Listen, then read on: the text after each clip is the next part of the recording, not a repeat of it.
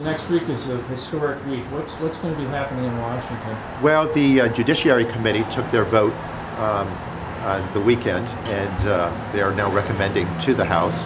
And the House will take up the full House will take up the measure now after having had the hearings in the Intelligence Committee and the Judiciary Committee, and now the articles of impeachment will be brought forth to the House. And obviously, you were one of the first, I think, in Congress to call for an impeachment investigation. So you're going to be voting yes. Yeah, I'm voting. I'm supporting the impeachment effort. I think that look, no one runs to impeach a president. It's a sad note that we're on for our country. It's a sad time, but I think I render myself complicit if I don't respond to the oath that I take in defending the Constitution. And the abuse of power and the obstruction of Congress, I think, is these are incredibly important factors that have been looked at. And when you put yourself before country, when you put our national security at risk, when our international security is at risk, by utilizing taxpayer dollars that were specifically targeted to Ukraine for its defense, and then to utilize those dollars as a wedge to have a foreign entity discover any kind of information on your opponent or potential opponent is, I think, an abuse of power. And we need to go forward accordingly. We have to make certain that this misconduct is addressed. It's exactly what the framers of the Constitution envisioned, I believe, when they were putting together, in our humble beginnings, this document that would guide us. And if we don't honor and respect and swear allegiance to the Constitution, then we've weakened our republic. What about the criticism that you're hearing from the Republicans that, unlike past impeachments, there's been no allegation of an actual crime per se? It's more of a political issue. They're looking for crime, but this is about misconduct.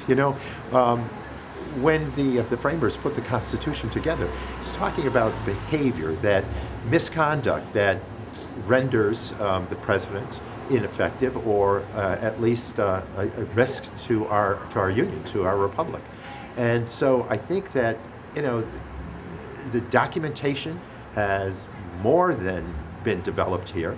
I think that the investigatory works done by the many committees has been providing the documentation that brings us to this moment. And I think what's important here is that while they have worked around the clock very busily as committees, at the same time, all the other committees in the House have been very active and very busy. I serve on energy and commerce, on natural resources, on science, space, and technology. Each of those three has been very, very busy. We have reported out many bipartisan bills that now are sitting on the desk of Majority Leader McConnell. And I believe that we need to make certain that as we do this impeachment exercise, that action is taken in the Senate in a fair and accurate way, with a jury that is untainted, that is done fairly. Again, those are the guiding lights of the process. They are supposed to be doing this with an order of fairness and independence. And you hear of this coordination with the president and the White House. So that's causing some upset here, I believe.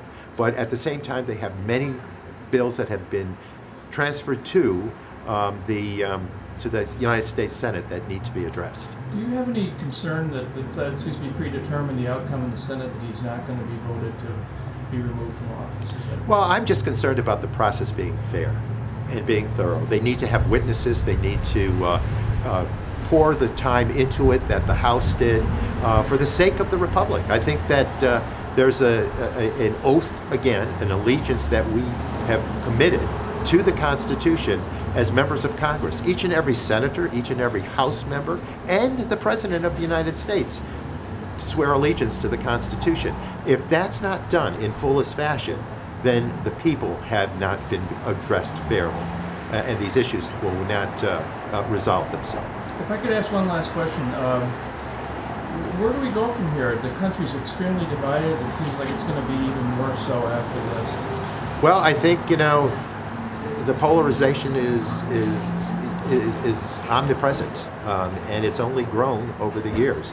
And I think that there has to be a major effort done by each of us that holds office to build consensus and to build relationships. I have extended an offer to my colleagues on the Republican side in one-on-one measure with the committee, that especially my Energy and Commerce Committee members, to go to dinner, to socialize, to understand better what they stand for. I think that we can build that trust independently and individually. It's something that you probably can't legislate, but I think the cause, the challenge to rebuild us, to reconnect, is an important one, a legitimate one, and I think we all owe it individually, personally, to respond to that effort, to that cause. And I'm doing it in my own particular way by trying to build relationships over dinner, over breakfast, whatever they choose, so that we can get the people's business done. We have to wrap up. And I just wanted to ask, you briefly went over what this bill is in there. I want clear audio, just what exactly. Okay, sure. Yeah. The Stop Grinch Bots Act builds upon the original Bots Act that I introduced and now is law, where online ticket sales could not be unfairly impacted by bulk purchases by circumventing the control measures of internets and online efforts. This extends itself, the Stop Grinch Bots Act extends itself into e-commerce beyond the buying online ticket sales. This goes into e-commerce with toys, with products, and the like. And it again sets up the same parameters that no one can bulk purchase unfairly here, where they get these trend data outputs and go after popular toys, for instance, purchase them up in bulk fashion so that they're then scalping the retailing public. The purchasing power is reduced. You're paying more for these items if you can even purchase them. And so that control, I think, is an unfair practice that befalls customers and small businesses. And so this would allow for the Federal Trade Commission to to prohibit these efforts that would be deemed illegal because of their unfairness and their deception. Thanks. Okay.